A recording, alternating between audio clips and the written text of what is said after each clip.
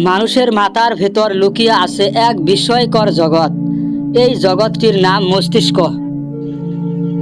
মানুষের মস্তিষ্ক প্রতি সেকেন্ডে 10 লক্ষের বেশি তথ্য বিশ্লেষণ করে। আমরা যখন হাসি কাঁদিয়ে চিন্তা করি তখন সব কিছু নিয়ন্ত্রণ করে এই ব্রেন।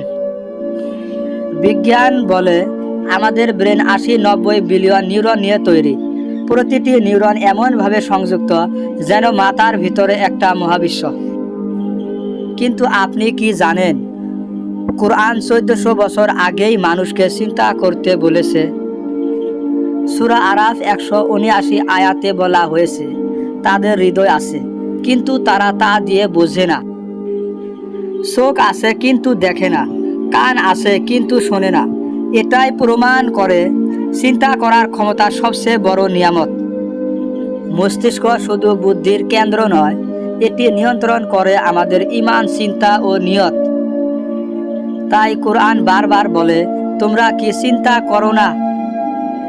ভাই ও বোনেরা, আসুন চিন্তা করি এবং আল্লাহর সৃষ্টি দেখে তার গুণগান করি। ভিডিওটি ভালো লাগলে লাইক দিন, শেয়ার করুন আর চ্যানেলটি সাবস্ক্রাইব করতে ভুলবেন না। আপনার সাপোর্টেই আমাদের অনুপ্রেরণা।